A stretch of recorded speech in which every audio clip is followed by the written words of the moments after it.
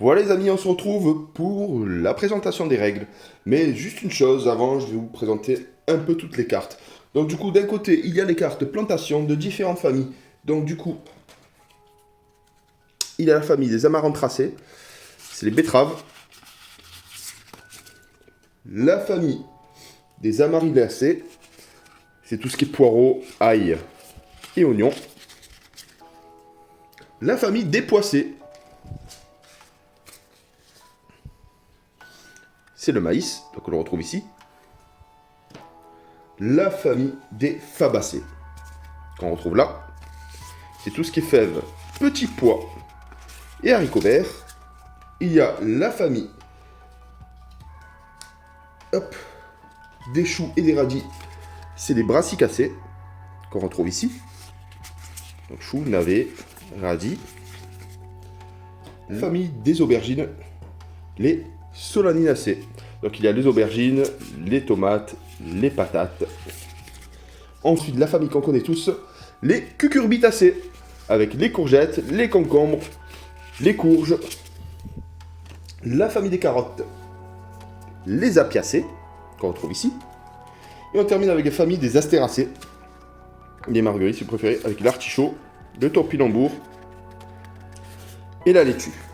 Donc les familles justement vont être utiles dans le mode intermédiaire. Donc une carte se lit comme suit. Donc du coup là c'est la famille, la plantation, les kilos qu'elles vont récolter. Ici c'est le soleil, donc du coup il faut 2 soleils, 2 eaux et 2 temps de pouce. On peut gagner un temps de pouce bénéfique sur le niveau intermédiaire avec le chou et la famille de l'oignon. Et on perd un temps de récolte si on met une carotte, petit pois, fèves ou haricots, ou tomates, aubergines et pommes de terre. Mais ça, c'est le mode intermédiaire. Donc voici la présentation grossière des cartes. Donc du coup, elles ont des besoins pour 15 kg. Il faut 4 soleils, 4 eaux et 4 temps. Et il y a aussi des petites particularités. Donc par exemple, sur celle-là, vous avez un petit logo ici. C'est le logo qui nous permet justement de mettre un piquet de support juste avant la plantation. Ça augmentera la récolte x2 si on arrive à le positionner avant. Ensuite, il y a aussi la possibilité d'élevage pour récupérer 10 kg d'escargots, 10 kg de ruches ou 10 kg de poules pondeuses. Pour ça, il faut beaucoup de soleil, pas d'eau et 5 temps d'attente. Là, il faut 5 eaux parce que les escargots sortent quand il y a de l'eau et 5 attentes.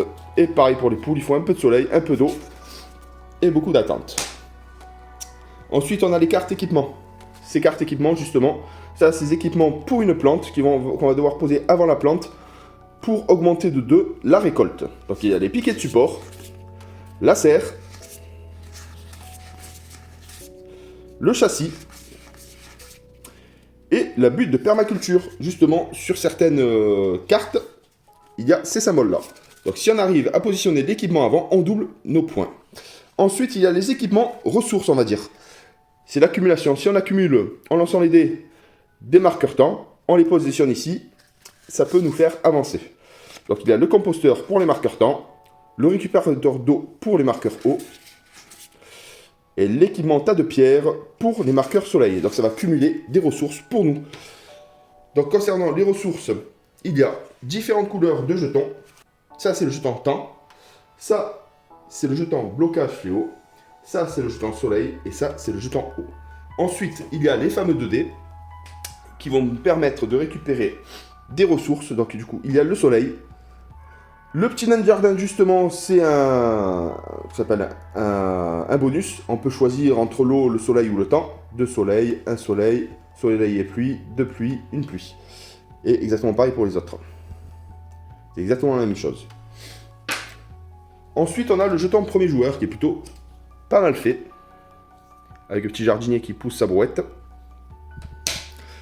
Les dents du ciel, comme j'ai expliqué, les bonus-malus qu'on peut utiliser pour soi ou contre un adversaire. Pareil, les catastrophes.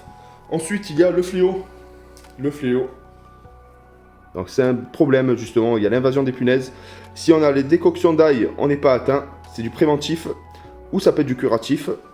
Et le savon noir est uniquement du curatif pour se débarrasser de cette carte. L'invasion des thrips, l'oïdium, la caravane de limaces, le déluge de Dorifort, l'invasion de pucerons et le mildiou. Et on aura ces cartes-là, justement, les cartes main vertes. Ça, c'est de curatif avec lâcher de canard sur ce type de plantation, c'est bien précisé, et sur ce type de plantation. Donc du coup, ça marche essentiellement sur tout ce qui est famille des haricots, petits pois et fèves, et sur la famille des artichauts, des topinambours et des laitues. Donc du coup, c'est vraiment basé sur un type de récolte. Donc là, du coup, c'est sur les tomates, les aubergines et les patates. Donc là, ça marche sur à peu près tout. Bon, c'est bien présenté. Et là, il y a ceux-là qui sont vraiment bien. Donc du coup, c'est du préventif. Donc on est protégé en cas d'attaque. Et ça peut être même utilisé en curatif pour se débarrasser des cartes fléaux. On écarte bien évidemment ces deux paquets du jeu si on joue en mode débutant. Donc là, c'est les mois de l'année. Et ceci, c'est les cartes monnaie du jeu. Donc comment se passe un tour en mode découverte? Donc le but du jeu, c'est être le premier jardinier à obtenir entre 20 et 40 kg de récolte. Les kilos de récolte, justement, sont en annexe 2. Ça se joue suivant le nombre de joueurs. Par exemple, là, au nombre de joueurs 2, 4 et 6. À 2 joueurs, c'est 20 kg pour une durée de 15 minutes, 30 kg pour 25 minutes, 40 kg pour 30 minutes, et ainsi de suite. Donc du coup, plus on va vers le joueur, on peut choisir le nombre de kilos qu'on veut pour terminer, justement, le jeu, si on le finit plus rapidement ou non. On choisit nos durées de partie, c'est plutôt intéressant. L'annexe 1, c'est pour le niveau expert, on va dire. Ça comme ça, donc du coup, il va falloir poser des récoltes. On va devoir poser des plantations en fonction des mois effectués. On ne peut pas poser à n'importe quel moment. Mais là, on s'intéresse plus en détail à la partie débutante, découverte. On va dire ça comme ça. Donc, on choisit l'objectif en annexe. On retire les cartes oseille et mois de l'année du jeu. On écarte le jeton au premier joueur. Il ne servira à pas grand chose pour cette partie. On doit bien mélanger les cartes. On doit distribuer 5 cartes à chaque joueur. Installer la pioche et le jeton au centre de la table. Le joueur qui obtient le plus de soleil au dé commence. Donc du coup, on va lancer les dés pour déterminer le premier joueur. Et après, dans le sens des aiguilles d'une montre. Donc la mécanique du jeu, elle est très simple. Chaque joueur effectue à tour de rôle une série d'actions en 4 étapes consécutives. Donc les étapes sont les suivantes. Il y a le jardinage pour commencer. Durant cette étape, on effectue 3 actions. On a le choix parmi celle-ci, la plantation, poser une plantation dans son potager, maximum 5, ou poser une carte élevage dans son potager, ou installer une carte équipement pour rendre son potager plus efficient. Donc il y a 2 types d'équipements, comme j'ai pu expliquer, l'équipement qui va être lié à la plantation ou l'équipement qui va être lié justement au stock de ressources. Ou sinon on peut utiliser une carte main verte, du coup c'est une carte préventive et curative, ou curative. Jouer une carte dans du ciel, ou enquiquiner l'adversaire avec des catastrophes, ou on peut bloquer aussi, si on est vraiment vicieux, la croissance de certaines plantations d'un jardin adverse avec la carte fléau. Donc ça, c'est ce qu'on peut faire. Ou sinon on peut prélever et utiliser une ressource stockée dans un équipement. Donc par exemple, si on lance les dés et qu'on a de telle façon des ressources, on peut les stocker directement dans les divers compartiments. Donc tu vois, il y a le compartiment, comme j'ai expliqué, pour le temps, c'est le compost. Le compartiment récupérateur d'eau, c'est pour l'eau. Le compartiment tas de pierres, c'est pour le soleil. Ou on peut se défausser aussi d'une plantation déjà installée et qui est affectée par une maladie. Ou tout simplement se défausser d'une carte. Donc on peut effectuer 3 actions maximum. Par exemple, on peut poser 2 cartes plantation et une collecte de ressources, ou utiliser 3 cartes catastrophe, ou utiliser une carte fléau et installer 2 cartes équipement. Tout peut être fait.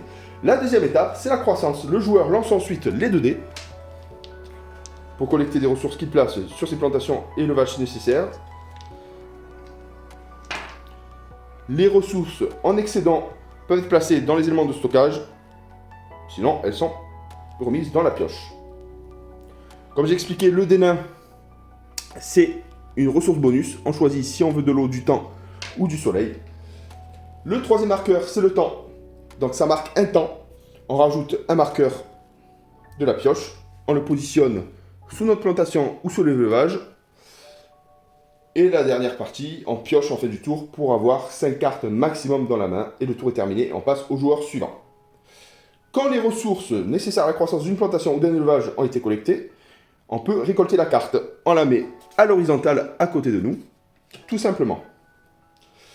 Par contre, à Oseilleville, ce qui est important, la surproduction, c'est du don.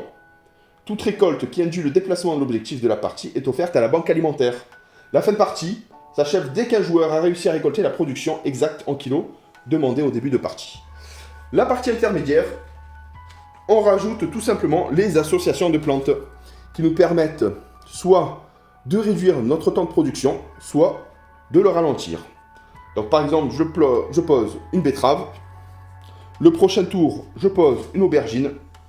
L'aubergine, justement, elle est là. Ça va ralentir de 1 temps la betterave. Donc du coup, il va falloir jouer par rapport aux associations. Il existe aussi une variante de jeu, justement. Les bonus et malus peuvent fonctionner en prenant en compte la proximité immédiate des plantes. Donc on peut poser 5 plantes sur notre zone de plantation. Si elles sont accolées, ça fonctionne. Si elles sont éloignées, ça ne fonctionne pas. Donc du coup, il y a des variantes. Tout est possible dans le jeu. Et la version expert, la version stratégie, c'est remporter le titre du meilleur jardinier en réussissant à faire pousser la récolte la plus vertueuse. Donc il y a plein de préparations. C'est un jardinage tournant. Il faudra faire attention justement aux saisons. Ça, c'est très important.